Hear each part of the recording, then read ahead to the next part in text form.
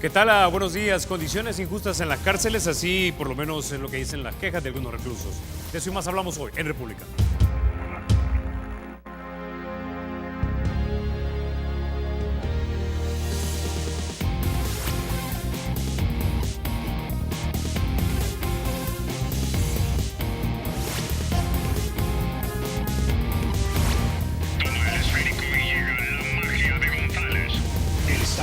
Y será siempre libre e independiente, y no será jamás el patrimonio de ninguna familia ni persona.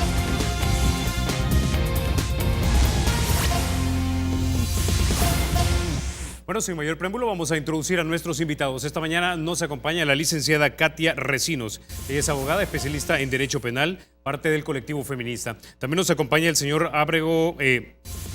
El señor Abraham Ábrego, él es coordinador de la Unidad de Litigio Estratégico de Cristosal y también ex director de FESPAD.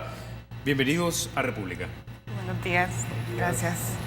Bueno, hablemos un poco entonces acerca de las condiciones carcelarias en nuestro país. Nosotros sabemos que El Salvador, a pesar de solo tener unos 6,5 millones de habitantes, tiene el segundo nivel más alto de encarcelamiento en América, solamente detrás de los Estados Unidos. En Estados Unidos tengo entendido 700 personas por cada 100,000, El Salvador es 500 por cada 100,000. Señor Abreu. Bueno, sí, realmente El Salvador actualmente tiene, hasta junio, en las estadísticas de la Dirección de Centros Penales, tenía alrededor de 38,000 personas privadas de libertad. Andamos como en casi 40-38% de personas procesadas que no tienen condena, lo que si bien es más bajo de la estadística de los 90, que era un 50% de personas sin condena, ha ido subiendo, entonces tenemos 38%. Pero esta cifra es sumamente alta, significa es 3 veces mayor a la capacidad instalada de los centros penitenciarios, que anda por los 10,000 en la capacidad instalada, en los alrededor de 25 centros penitenciarios, incluyendo las granjas penitenciarias. Entonces significa una alta población reclusa y con poca capacidad del sistema penitenciario para albergarlos. Ahora, entonces una vez más, tenemos sobrepoblación, hacinamiento en nuestras cárceles y para que entendamos bien, ¿cuál es el porcentaje de estas personas que están guardando prisión, tanto en Bartolinas como en cárceles, que no tienen condena? Bueno, para aclarar este punto, como decía el licenciado Ábrego, hay una saturación en nuestro sistema carcelario y resulta que las personas que están privadas de libertad ya en materia penitenciaria se clasifican, ya sean condenadas y sentenciadas o procesadas. Esta cifra de procesadas son las que en la actual cifras que tiene la Dirección General de Centros Penales, tiene casi como 12,954 personas. Hablamos de prácticamente mujeres, adolescentes, hombres, ¿verdad? Y que cada centro penitenciario, los diversos que tenemos en el país, tiene su reclasificación internamente, de acuerdo, así como nuestro sistema progresivo y nuestro sistema penitenciario así lo ha establecido en la base de la ley penitenciaria, el reglamento penitenciario y todas las normativas relacionadas a la privación de libertad. Entonces hay un hacinamiento y eso ha venido, no es nuevo, como decía Lica Ábrego, o sea, es histórico. Siempre ha sido como la tendencia en nuestro sistema penal de venir a utilizar el derecho penal y la privación de libertad como la única medida para poder reprimir el tema de seguridad y todos los índices de delincuencia. Pues en 1989 había un 91% de hacinamiento carcelario. Algunos estudios como el Instituto Latinoamericano de Derechos Humanos ha hecho investigaciones y señalamientos a El Salvador por ese problema. Siempre básicamente las personas, los reos sin condena son también que están en una población carcelaria y están a veces en instalaciones como los de la policía, o han buscado siempre en los centros de internamiento resguardo al final para provisional, para poder sobrepoblar o tener prácticamente cómo poder solventar esta situación y sobrepoblación.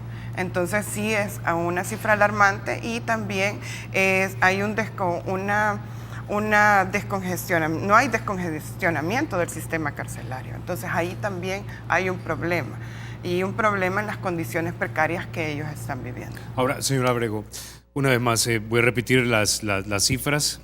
231% de sobrepoblación es lo que tengo entendido que tenemos. Tenemos un sistema carcelario con una capacidad instalada para 10.109 reos, pero tenemos más de 33.000 reos. Pero de estos, la cifra que escuché es que 12.900 no tienen condena, es decir, están ahí esperando a ver qué pasa. Entonces, para hablar del descongestionamiento del que hablaba la licenciada Recinos, tenemos que hablar entonces de la velocidad de los procesos. ¿Por qué tenemos 12.900 reos que aún no saben si son culpables o inocentes? Mira, uno de los factores que incrementan las personas que están en proceso y están detenidas es sobre todo la elevada aplicación del criterio de la detención administrativa o la detención provisional. Es decir, que en los procesos judiciales existe la posibilidad de que los jueces o los fiscales, en caso de los fiscales, pidan detención administrativa. Esta es una figura de que la persona que es procesada es detenida preventivamente durante el tiempo que dura el proceso, y la detención provisional es durante toda la etapa del proceso. Entonces, estas figuras que deberían ser excepcionales, es decir, que la regla general en el marco de derechos humanos es que la detención sea la excepción, y en general las personas, como tienen presunción de inocencia, deberían estar, digamos, en libertad hasta que no sean condenadas. Pero en los últimos años se ha incrementado el criterio de jueces de que casi todos los casos consideran o decretan la detención provisional. Eso es uno de los factores que hace que se incremente el número de personas privadas de libertad. El otro factor es la duración de los procesos. Hay que tomar en cuenta que los procesos, una parte importante de los procesos es en la parte de investigación de la Fiscalía. En muchas ocasiones la Fiscalía, aunque tiene un plazo, que en algunos casos son 6 meses de instrucción del proceso, y muchas veces piden ampliación del plazo. Esto eleva el tiempo en que las personas están detenidas hasta que no se resuelva su situación jurídica. Es otro factor, digamos. Entonces el incremento del tiempo para procesar los casos eleva el número de personas que están detenidas. Eso ha llevado a tal grado que de esas personas que estaba mencionando usted, 12.000, alrededor de esos 12.000 que están detenidas provisionalmente, hay alrededor de 5.000 que hasta estadísticas de este año señalaban que estaban en las Bartolinas policiales. Por el problema de que ya las cárceles, como no tienen suficiente capacidad, los mismos directores de los centros penales, cuando son remitidos los casos a ellos, lo que hacen es señalar que no tienen espacio, y la práctica que se ha venido incrementando es que los trasladan a Bartolinas policiales. Las Bartolinas policiales son centros que no son propiamente detención, sino que son espacios donde la lógica es que las personas estén detenidas por corto tiempo, digamos 72 horas, en lo que se llevan a la presencia del juez. Pero esa práctica ha hecho que las Bartolinas policiales incluso se conviertan ahora en centros de detención. El año pasado, de facto, el año pasado ya la Sala de lo Constitucional conoció de varios casos donde planteaba que la situación de tener a una persona durante mucho tiempo en las Bartolinas policiales es una situación de inconstitucionalidad porque viola sus derechos.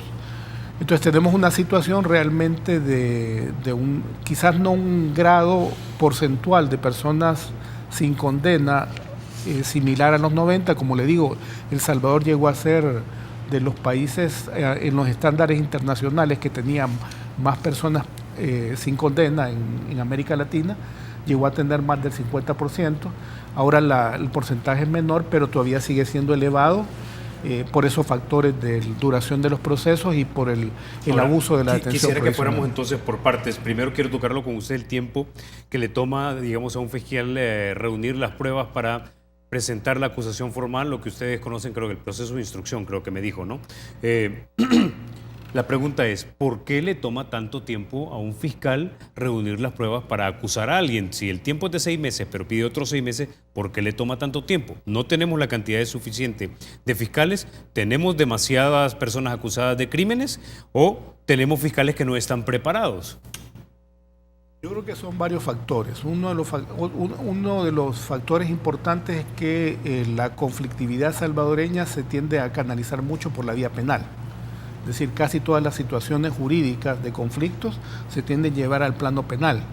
Y realmente el derecho penal es una última razón, un último recurso que debería utilizar alguien. Entonces hay muchos casos que se pueden ventilar, que no son, digamos, de trascendencia fuerte, que se pueden ventilar por otros mecanismos alternativos o por la vía civil, pero casi todos se canalizan por la vía penal. Eso hace que la jurisdicción penal tenga mucha demanda. Pero por el otro lado, también la capacidad del sistema de investigación que tiene la Fiscalía, el sistema penal todavía es muy limitado en términos de investigación por métodos científicos, y también el número de fiscales que hay en el país frente al número de casos resulta insuficiente, por lo tanto los fiscales se van llenando de muchos casos. Yo he escuchado que los casos que tiene un fiscal pueden rondar 260 casos o expedientes por un fiscal. Por un fiscal, que es una cifra totalmente desproporcional a la capacidad que se puede tener una persona de llevar eficientemente un caso. Para que la gente nos entienda en casa, un caso ordinario, digamos, de delito penal que le asignan a un fiscal, ¿cuánto tiempo en promedio le debería llevar por un caso? Fíjense que es difícil determinar, es que depende del tipo de caso. Uno entendería los casos más complicados de crimen organizado, digamos un caso de complejo, drogas, uno de mediana complejidad y uno de poca complejidad, aproximadamente, para más o menos hacernos una idea. Por ejemplo, si usted está procesando a una banda de crimen organizado, es un delito complejo que requiere muchas pruebas y que podría meritar más allá de los 6 meses. 6 meses trabajando 8 horas diarias sobre ese mismo caso o 6 meses dedicándole 2 horas diarias. 6 meses viendo otros casos. Creo que si hay un fiscal, aunque hay unidades fiscales que son especializadas en ciertos temas, me parece que 6 meses es un tiempo más que adecuado, si le dedica, digamos, buena parte del tiempo laboral. Pero la buena parte de los casos, por ejemplo, según las cifras de las personas que están privadas de libertad, son homicidios. La mayoría son homicidios o son extorsiones. Eso implicaría de que cuánto tiempo se lleva investigar un homicidio. Depende de las circunstancias, porque depende si tiene testigos del homicidio. Por ejemplo, es más difícil si la persona desapareció y fue encontrada enterrada, para determinar el tiempo que estuvo, digamos, desaparecida y el tiempo que fue el homicidio. Todos esos factores influyen para que sea más complicado el caso. Sí, el tipo de pruebas que hay, el tipo de diligencias que hay que hacer. Okay. ¿Un caso de ese tipo le tomaría que a un fiscal? ¿Un mes y medio? Yo calcularía unos 3 meses de investigación. Okay. Unos 3 meses. Entonces, si tenemos esa cifra de 260 casos por un fiscal, ¿es eso realmente humanamente posible para una persona poder procesar con toda solvencia y calidad técnica y poniendo en marcha una investigación a prueba de todas dudas? Yo creo que no, o sea, en general creo que El Salvador está fuera de los parámetros internacionales en materia de cuántos jueces o fiscales, no recuerdo la cifra, pero hay una cifra de estándar internacional de cuántos son los números de casos que debería llevar un fiscal, que entiendo que no son más de 50 casos, y aquí estamos hablando de 200 casos, lo que ya no tendría... lo que ya no tendría que, digamos, racionalidad, ni también eficiencia en el fiscal, ¿verdad? Okay. Hay que recordar que el proceso penal es muy vinculado, es decir, depende de la policía, de cuántos policías tenga usted en la investigación, de cuántos fiscales y también de los jueces. Ok, vamos ahora a la otra gran categoría que nos había dicho el señor Ábrego, y es la del criterio que están utilizando los jueces para decretar, digamos, las detenciones de las personas y que esto, nos decía el señor Ábrego, debería ser una excepcionalidad y no la regla, pero en nuestro país es más bien la regla y no la excepción. Cualquiera podría decirte en la calle que los jueces quieren pecar de muy rígidos antes de pecar de flojos, de tal manera de que alguien al quien no le hayan decretado la detención administrativa o provisional vaya otra vez a cometer un delito o a matar a alguien o a extorsionar a alguien o a robar a alguien, etc. ¿Será por esto? Pero si esto es así, ¿es lo adecuado? Bueno, prácticamente lo que comentaba el licenciado Ábrego, que nuestro país ha tenido esa tendencia de utilizar al derecho penal, que es la última ratio, se podría decir, o la última estrategia que se tiene que usar para todo el baraje que existe de materia para poder solucionar los conflictos. La tendencia desde que nuestro sistema penal ha sido creado, se transformó del inquisitivo al acusatorio mixto, ha sido prácticamente como una cultura jurídica del sistema judicial de dar esa tendencia de decretar detención provisional o medidas privativas de libertad como regla per se, no ocupar las otras alternativas que la misma normativa penal le establece a la detención provisional. Entonces, esto es una tendencia que no solamente ha pasado acá, también a nivel regional lo podemos ver en Pero ¿es esto adecuado? Es decir, los jueces, entiendo yo, que estarían pensando en proteger a la ciudadanía y por eso le decretan detención provisional a alguna gente por el o a mucha peligro, gente. prácticamente la ley le dice, por ejemplo, detención provisional, el tiempo máximo son 12 meses o en delitos menos graves. En 24 meses tiene que pasar una persona detenida por los delitos graves. Por ejemplo, hablábamos de los homicidios, pero hay casos prácticos que inician, por ejemplo, nosotros hemos llevado algunos litigios del año pasado y hasta este año se han ventilado en vista pública. O sea, al final también es parte de la complejidad del sistema, Carlos, porque no solamente actúa la Fiscalía, no hay saturación no solamente le compete a los diferentes jueces penales en las diferentes etapas, sino que también necesitan del tiempo, de las herramientas para llevar un caso penal. Y ahí hablamos de la policía, hablamos del Instituto de Medicina Legal, hablamos de las investigaciones especializadas. Entonces, en esa complejidad, teniendo sistemas del sistema penal bien básico, por ejemplo, el Instituto de Medicina Legal no tiene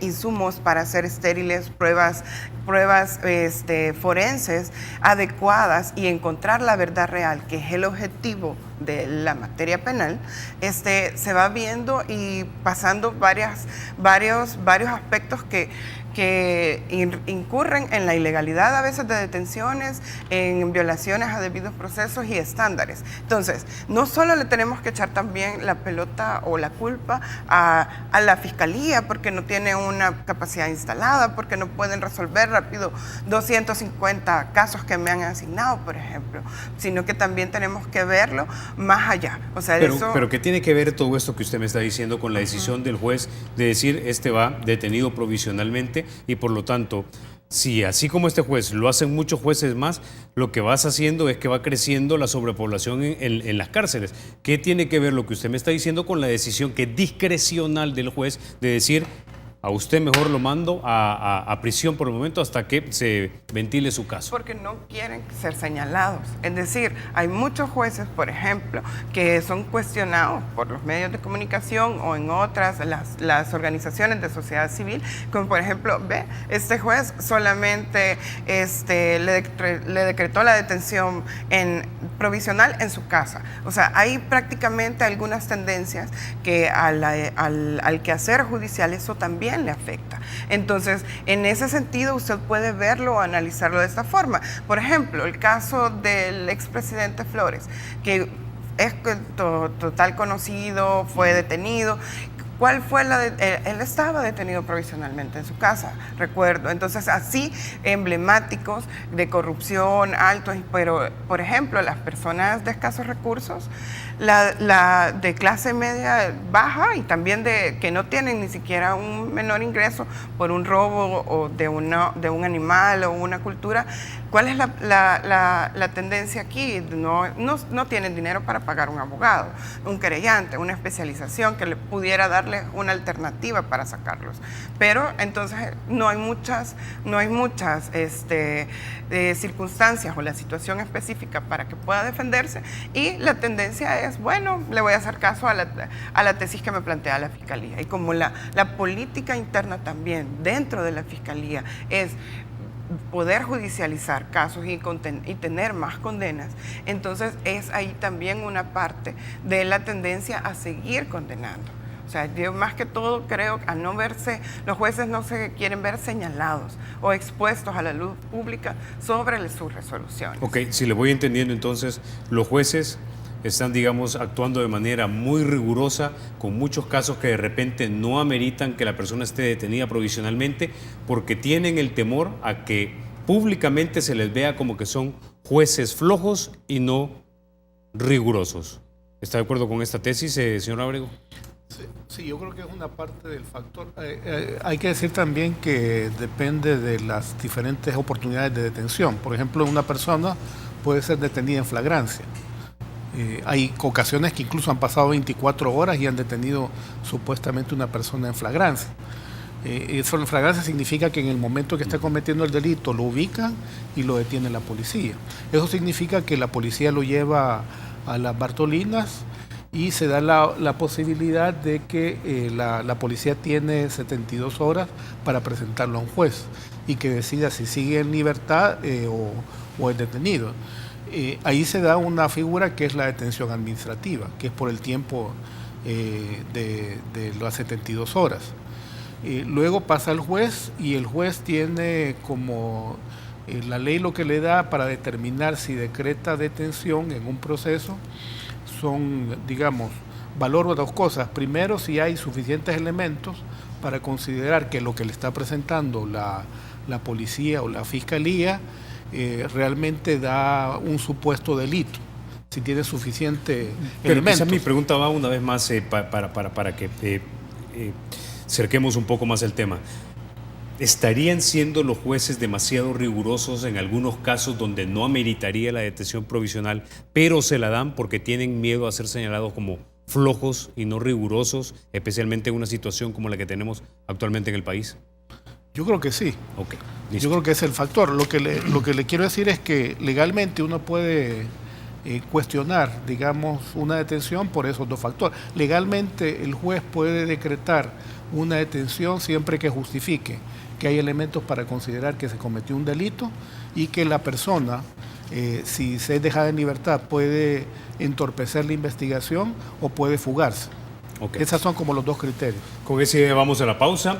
Cuando regresemos hablamos acerca de las condiciones que hay en las cárceles. Tengo entendido que hay quejas de algunas personas que dicen no tengo acceso a mis abogados, o el tipo de tal vez medidas disciplinarias que se imponen rayan en lo atentatorio a los derechos humanos. Antes de eso, sin embargo, déjeme contarle que para facilitar sus transacciones, el Banco Promérica ahora cuenta con una banca móvil, en la que además de ahorrarle tiempo, podrá hacer pagos de préstamos, tarjetas, servicios y transferencias entre cuentas. La aplicación de la banca móvil es gratis y está disponible en las tiendas de Google Play y también del App Store. Ya volvemos.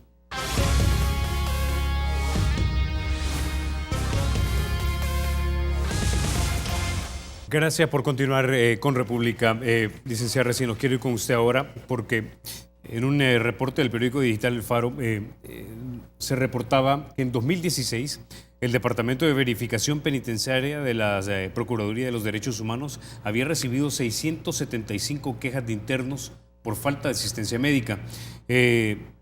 También se reportaba que solo habían 2 psiquiatras disponibles en el sistema penitenciario para toda la población de reclusos, que para el mes de junio de 2017 era arriba de los 38,000. Es decir, y estos son, digamos, solamente 2 ejemplos, pero yo también he escuchado de algunos abogados litigantes o defensores que nos han comentado acerca de la dificultad que tienen de hablar con sus propios clientes y que esto no era así, sino que ha sido como parte de las últimas medidas que se han tomado para tratar de asegurar las cárceles. Bueno, sí, la verdad que eso a nosotros, por lo menos a mí en el caso particular, me ha costado un poco enfrentarme a las nuevas medidas de restricción que fueron iniciadas para ciertos penales aprobadas el año pasado y que incluso ya fueron ratificadas casi por la mayoría de diputados en aplicar las medidas extraordinarias, porque se tenían el objetivo de bajar el índice de delincuencia, ¿verdad? Porque se estaban teniendo la seguridad de que se estaban ordenando cometer delitos desde las prisiones. En estas medidas de restricción se ha limitado también un poco por ejemplo, llegar a pedir una defensora, a tener una audiencia, a hablar, a informarle sobre el seguimiento de los casos, y se limita a 1 hora, por ejemplo. Yo lo he observado en el centro de cárcel de mujeres, que más que todo en ese he tenido un poquito más de llegar, que el año pasado podíamos llegar de 8 a 12, que era toda la mañana, y de 2 de la tarde a 4 de la tarde. Pero en esta tendencia de este año ya era solo puede llegar de 10 a 12. Y en los últimos meses ya solo es de 10 a 11 de la mañana o de 1 a 2 de la tarde. Al final, si usted tiene 25 casos, por ejemplo, que está litigando o algo y tiene que trabajar con su defendido, el tiempo para poder trabajarlo dentro de la visita carcelaria o la visita profesional es bien limitada. Entonces ahí también hay una alarma en estas medidas. También se están pidiendo unas evaluaciones, por ejemplo, o solvencias de la policía, antecedentes penales, porque se están tratando de ordenar a nivel de estas medidas el control interno. Uno tiene que justificar y decir qué va a hacer, qué papeles va a llevar y todo eso. Pero también hay problemas en los detenidos provisionalmente, porque por ejemplo, en el centro judicial Isidro Meléndez, hay un horario, por ejemplo, las que están esperando ahí, desarrollos de vistas o algo, horarios para ir a dejarles alimentación de los familiares. Entonces, hacen colas casi como de 2 horas para poder entregar cada tiempo de comida, y no hay ni siquiera condiciones higiénicas para recibir esas comidas. Y dentro de los centros penitenciarios también existen, por ejemplo, problemas en las tuberías de aguas negras, en falta de escasez de agua potable, de luz. Algunos reciben, nuestro país es muy caluroso, algunos no reciben la luz del sol y etcétera. O sea, son condiciones alarmantes en las cuales han venido aumentándose, y esta aplicación de las medidas extraordinarias limitando visitas de familiares aleja mucho al modelo de reinserción progresiva que tiene nuestro sistema penitenciario y que tiene la base en la Constitución. Pues, o sea, si la finalidad per se es reinsertar a una persona y el Estado tiene que poner las condiciones adecuadas para poder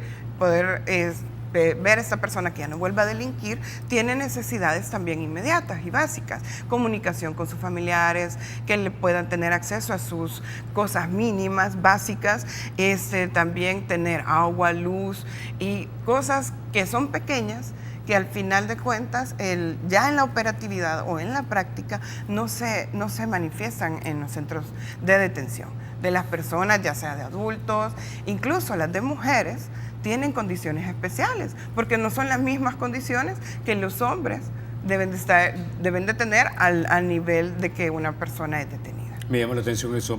Intuyo que usted tiene clientes que son mujeres y por lo tanto debe ir a la prisión donde están las mujeres. ¿Las condiciones en esa cárcel son mejores, peores o iguales que las que hemos visto ya ampliamente documentadas del resto del sistema carcelario?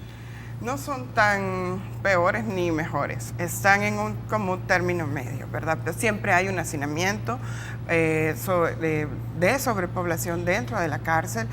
Hay incluso un cambio que se están dando también dentro del sistema, hay que decirlo. Se están abriendo más programas en los cuales las mujeres pueden tener un acceso a poder tener un cambio y estar en estas actividades que pueden hacer su condena o la espera de su condena más efectiva y que les va a ayudar.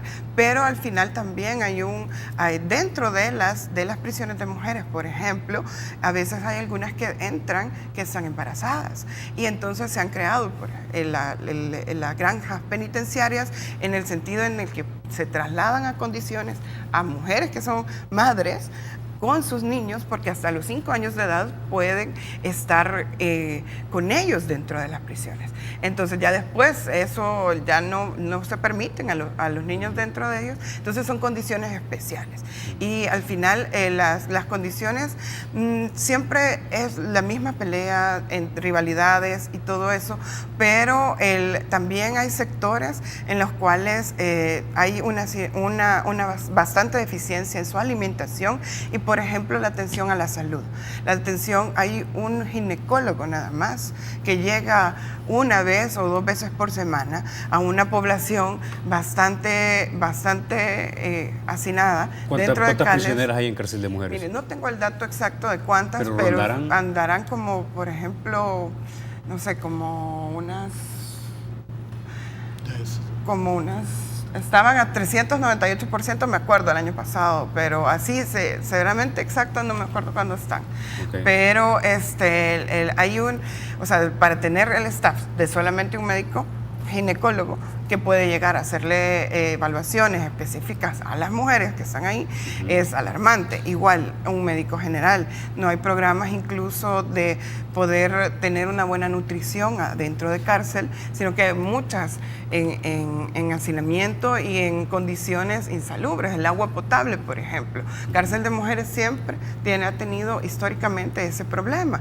Entonces, a veces las reclusas internamente tienen que hacer actividades extras, lavar ropa, por ejemplo, de otras internas para poder tener acceso a tener su agua potable, pues, durante el día. Ok, ahora, licenciado Ábrego, ya escuchamos lo que la licenciada Recinos le ha tocado vivir en cárcel de mujeres, pero en el resto de prisiones donde están los hombres, aparte de lo que intuyo ya ha comentado ella, ¿qué otras denuncias tienen los reclusos cuando se trata de las condiciones en las que se encuentran? Mire, hay mucha denuncia que ha conocido la Sala Constitucional que tiene que ver con las condiciones de salud. O sea, hay muchos enfermos que están en condiciones de enfermedades terminales o que se encuentran con enfermedades graves y donde no hay una adecuada atención de salud. A veces porque los centros penitenciarios no tienen las condiciones adecuadas, el presupuesto, a pesar de que la ley penitenciaria establece que cada centro debe tener un centro como médico que tenga la capacidad de atender la salud de los pacientes, de las personas privadas de libertad. Esa es una parte. La otra es una cuestión ya estructural que ha tenido deficiencias en el sistema penitenciario, es que no hay buenas condiciones de alimentación, son bastante deficientes las condiciones de alimentación de las personas privadas de libertad. Obviamente las condiciones de hacinamiento generan una condición, diría, no de una dignidad, porque una de las obligaciones del Estado es que las personas privadas de libertad deben vivir con esa restricción de libertad, pero eso no quita que deban vivir bajo condiciones que les garanticen su dignidad y sobre todo su integridad. Y la situación de seguridad al interior de los centros penales realmente no permite que el Estado, digamos, esté protegiendo la integridad de los internos. Entonces hay bastantes demandas que la Corte ha conocido, que ha incluso amparado a las personas que lo han planteado por esas condiciones materiales de salud que hay en las cárceles. Esto hay que decirlo que son condiciones bastante deplorables, pero esto se incrementa sobre todo, y creo que plantearlo en las Bartolinas. En las Bartolinas ni siquiera las mínimas condiciones para que la persona duerma, haga sus necesidades fisiológicas, le provean alimento, incluso las condiciones para que un defensor pueda platicar o conversar con su defendido son bastante deficientes. Por eso vemos positivo de que en los últimos años, en los últimos meses se ha visibilizado. Parece que se está construyendo otras alternativas para trasladar a las personas que están en Bartolinas, pero esa situación de Bartolinas es bien deficiente. Ok, con esa idea vamos a la pausa. Cuando regresemos seguimos hablando acerca de la infraestructura en las cárceles, si esta es la adecuada o no, qué se puede hacer, y también estos sistemas de poder interno que hay entre los reos y de sometimiento a los que van llegando y las jerarquías que hay adentro, si hay control sobre esto o no hay control. Ya volvemos.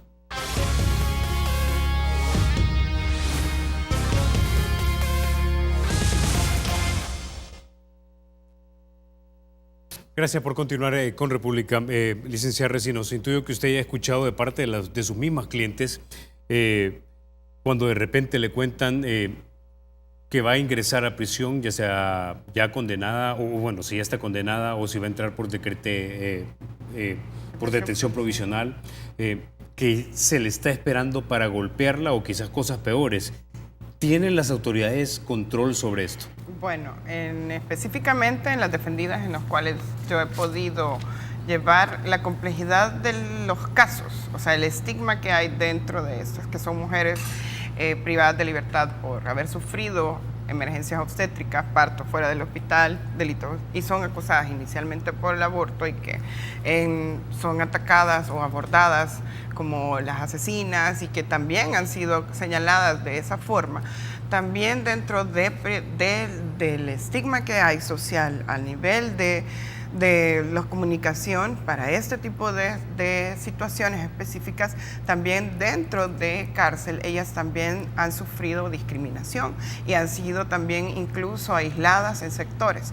Y hay algunos casos, por ejemplo, del de Guadalupe, que ella tuvo una condena de homicidio agravado, fue indultada por la Asamblea Legislativa.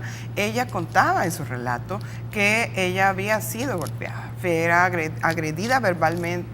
Hay sistemas dentro de las cárceles, por ejemplo, que se pueden activar con una denuncia ante la directora o el director del centro de internamiento. Empieza otro proceso interno administrativo, interdisciplinario, para poder dar una investigación y solventarla de una medida. Entonces, hay también coordinaciones con el equipo de seguridad, pero también eso es un ambiente normal en un centro penitenciario, o sea, en un centro penitenciario en el cual tiene unas condiciones realmente lamentables, no tienen agua potable, carecen de alimentación, se ven con castigos forzados a veces.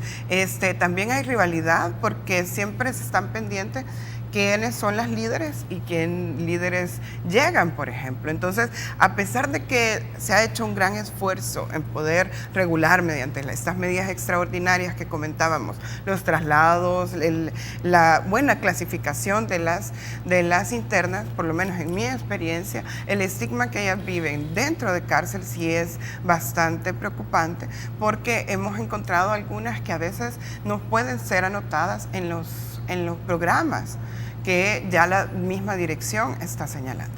Entonces, son cositas que también por la seguridad de ellas tenemos que manejarlas adecuadamente para poderlas abordar con las autoridades pertinentes. Y los procesos que legalmente nos permiten hacerlos y ejecutarlos ya dentro de la ejecución de la condena. Ahora, señor Abrego, ¿por qué es posible que existan estos sistemas autónomos de poder, de autoridad, de jerarquía, de coerción, de castigo y de tortura al interior de las cárceles y que es cometido por los mismos prisioneros?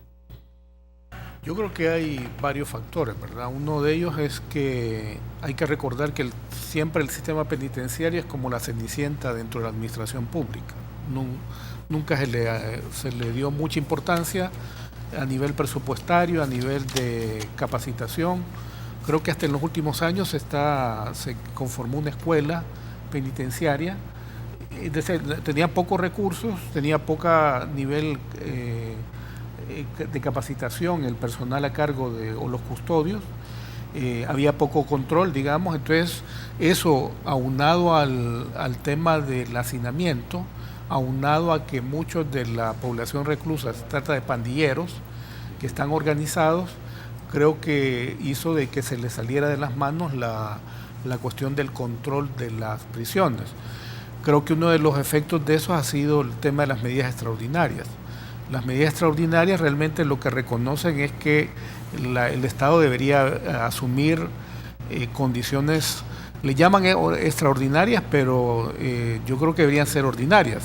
Es decir, ordinarias me refiero a no restringir la visita, así como mencionaba la licenciada Recinos, a los defensores, sino que más bien que en las cárceles no debería haber acceso a medios de comunicación, no debería haber planificación de crímenes desde adentro, ese tipo de control, no debería haber crímenes. Creo que lo que sí se avanzó es que antes teníamos bastantes casos de motines, si se recuerdan, en las cárceles eso fue bastante controlado. Me parece que en los últimos años ha habido una mayor atención para tratar de profesionalizar a los custodios, pero todavía hay muchas deficiencias como para decir que la institucionalidad tiene el efectivo control sobre la población reclusa, por el número que son frente al número de custodios, por la infraestructura que tienen, por la peligrosidad de las mismas pandillas, porque usted recuerda cuántos custodios o familiares de custodios se han muerto, han matado jueces de vigilancia penitenciaria incluso, es decir, que también tiene que ver con el nivel de intervención de las pandillas a nivel nacional. Eso hace que, digamos, se haya salido del control, y me parece que también le falta el mecanismo de vigilancia social necesario, que es una cosa que recomiendan Naciones Unidas para que un sistema penitenciario realmente se sepa qué está pasando adentro. Requiere transparencia, pero requiere control. Hay un tratado, por ejemplo, contra la tortura, que está firmado, ratificado por El Salvador, pero también hay un protocolo que permite que expertos internacionales, por ejemplo, cada cierto tiempo y sin aviso previo, puedan venir a visitar las cárceles para establecer un control. Hace poco vino la relatora de Naciones Unidas sobre cárceles. Entonces me parece que esa vigilancia es importante. El Salvador no ha ratificado este protocolo que habilitaría que cada cierto tiempo un comité visitara las cárceles y establecer informes. Creo que es un mecanismo también que ayudaría, porque los que estamos afuera, digamos, nos damos cuenta, tal vez porque tenemos contactos con los que somos defensores, pero no se sabe todo lo que pasa adentro. Uno lo que ve afuera es que hay menos motines, pero sí ve casos todavía de asesinatos adentro de las cárceles. Entonces, por eso es importante ese tema de la vigilancia y del mecanismo de control de afuera para las cárceles. Ahora, si tuviéramos que, digamos, enumerar por lo menos dos soluciones al problema que tenemos ahorita en las prisiones del hacinamiento y de repente a estas medidas que coartan los derechos de los reos, ¿cuáles podrían ser esas dos soluciones, a su juicio, licenciada Recinos? Bueno, las soluciones es prácticamente que también los involucrados del sistema, estamos hablando Ministerio de Justicia, Dirección de Centros Penales, Corte Suprema de Justicia, todos nos involucremos, incluso también las organizaciones sociales que trabajamos con personas privadas de libertad, podamos establecer realmente una evaluación, ¿verdad?, crítica, en el sentido de que sacar todas estas deficiencias de que no hay condiciones mínimas de salubridad en la alimentación. Si usted ordena su casa, tiene que dejarla limpia. O sea, cuando ordena su casa, la deja limpia. Entonces, ¿por qué no empezar con lo mínimo de revisar las instalaciones de agua potable, por ejemplo, dar alimentación adecuada, hacer convenios con organismos internacionales, por ejemplo, que pudieran hacer visitas médicas o jornadas médicas en salud básica, por ejemplo, salud sexual y reproductiva. En el caso de las mujeres, hay muchas organizaciones como Médicos Mundi y otras organizaciones de derechos humanos que están abiertas y que normativamente no estarían fuera de la ley. ¿Por qué? Porque porque la normativa penitenciaria, la Constitución también y la ratificación de tratados internacionales que El Salvador ha tenido en materia penitenciaria o en materia penal también lo permite. Entonces no habría ningún problema, pero eso sí, bajo la transparencia y bajo el control ciudadano. Es decir, no va a venir todas las organizaciones a hacer una solución. Creo que por esa vía. Y también no dejar a un lado también el apoyo de equipos multidisciplinarios, por ejemplo, capacitar a sus custodios dentro de las prisiones en cosas básicas del trato hacia la persona privada de libertad. Nosotros hicimos un ejercicio con la gente con los consejos criminológicos, que son la gente que también hace las evaluaciones sobre las otras medidas a las conmutaciones de pena o indultos que se hacen. Entonces, estas personas casi no reciben capacitaciones y incluso solventarles en temas lo más básico como de política criminal. O sea, al final están llevando un control de una persona que es privada de libertad, ya sea que cometió un delito, tiene que saber cuáles son las condiciones de que por qué llegó a ese encierro. Entonces, al analizar criminalmente esas condiciones, ya los operativos, ya las cosas van a empezar a surgir básicamente, pero también es parte de la voluntad. Creo que es necesario que también haya una voluntad política y dejar no solamente, bueno, el sistema penitenciario, hay la dirección de centros penales que vea cómo lo resuelve. Es el problema de todos. El sistema penitenciario o el sistema penal incluye a todos. Estamos hablando policías, unidad de traslado de reos, jueces de vigilancia penitenciaria, que tienen que tener un papel más activo a la hora de la ejecución de la condena. En Estado. Incluso también no dejar a un lado los centros de detención provisional que ya hablábamos, que incluso no hay condiciones básicas. Si van a hacer con estas nuevas medidas centros provisionales, la creación de centros de reclusión provisional y se van a hacer trasladados, entonces que por lo menos haya una condición de poder tener una visita profesional y no vernos más señalados. Y al final son cosas básicas que podemos resolver y que a la hora de ponerlos en discusión hay una falta de voluntad también. Ok, bueno, se nos acabó el tiempo, pero básicamente lo que usted da como soluciones es simplemente para ponerlos al nivel básico, es decir, que sea decente por lo menos estar ahí, y ya lo demás sería también objeto de otra república. Bueno, licenciada Recinos, licenciado Ábrego, no me resta más que agradecerles que hayan estado ustedes esta mañana aquí en República. Bueno, gracias. Ustedes, amigos, se quedan con la emisión matutina de Teleprensa con mi querido Rafa García y Mayelita Mena. Soy Carlos Toledo, gracias por vernos. Recuerden, la República es de todos, hay que cuidarla.